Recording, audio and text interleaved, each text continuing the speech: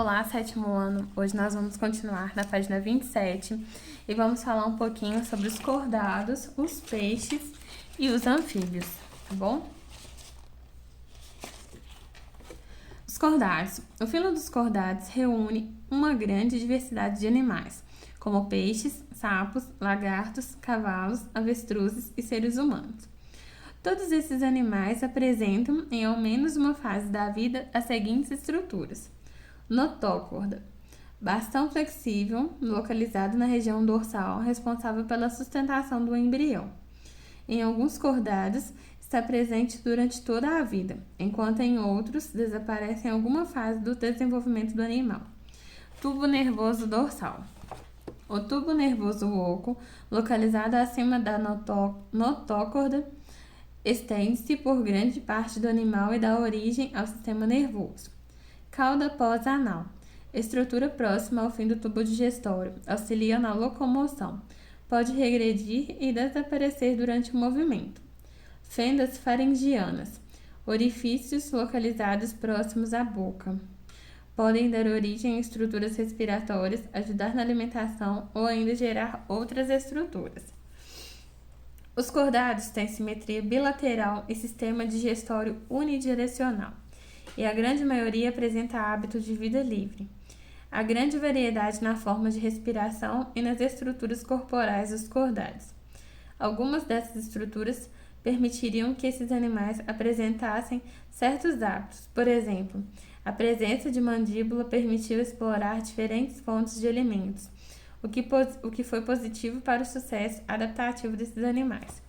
Outra característica importante é a presença do crânio na grande maioria dos cordados, o que ajuda na proteção do sistema nervoso. No entanto, essas estruturas não estão presentes em todos os integrantes do grupo, ou seja, nem todos são dotados de mandíbula e crânio. Aí agora nós vamos falar sobre os peixes.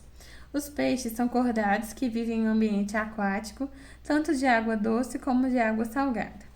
Sua pele secreta um muco que, assim como as nadadeiras, auxiliam os peixes no deslocamento da água. A grande maioria respira por brânquias, estruturas que absorvem o gás oxigênio dissolvido na água. Porém, alguns peixes apresentam pulmões rudimentares. Tem ao lado do corpo a linha lateral, estrutura que capta vibrações na água e possibilita a percepção de movimento ao redor do animal. Essa linha ela vai alertar os peixes, por exemplo, na presença de alguns predadores, tá? É como se ela é um sistema de alerta dos peixes. Quanto à alimentação, os peixes podem ser carnívoros, que se alimentam de outros animais, herbívoros, que se alimentam de plantas ou algas, ou onívoros, que se alimentam de ambos.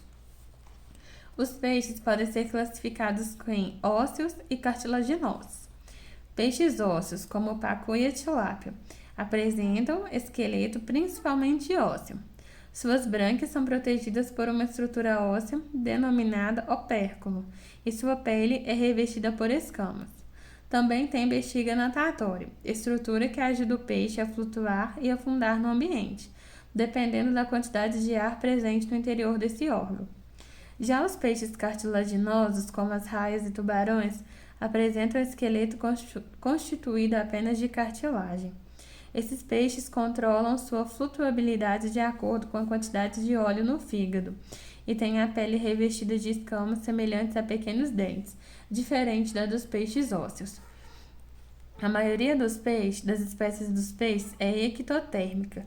Isso significa que eles dependem de fontes externas de calor para regular a temperatura do corpo.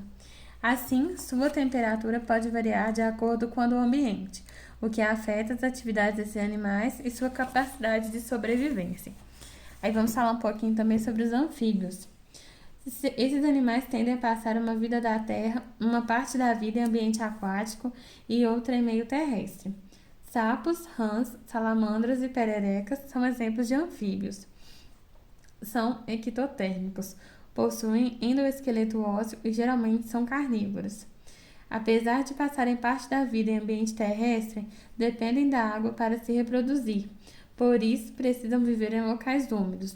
Além disso, apresentam respiração cutânea, por meio da pele fina e úmida.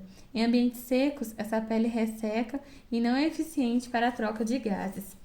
Muitas espécies de anfíbios apresentam formas larvais em seu ciclo de vida. Do ovo nasce o girino, larva, que vive em ambiente aquático. Tem cauda e respira por brânquias. O girino passa por diversas transformações, em um processo denominado metamorfose. Nesse processo, ele perde a cauda e desenvolve pernas e pulmões, e o adulto passa a viver em ambiente terrestre. Na próxima aula, que será na terça-feira, nós vamos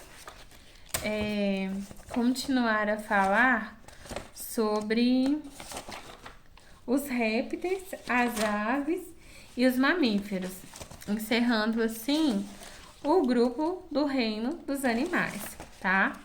Aí, quem ficou com essa parte vai poder fazer o restante dos vídeos, tá? Os últimos alunos, e terá o prazo para me enviar daqui 2 semanas.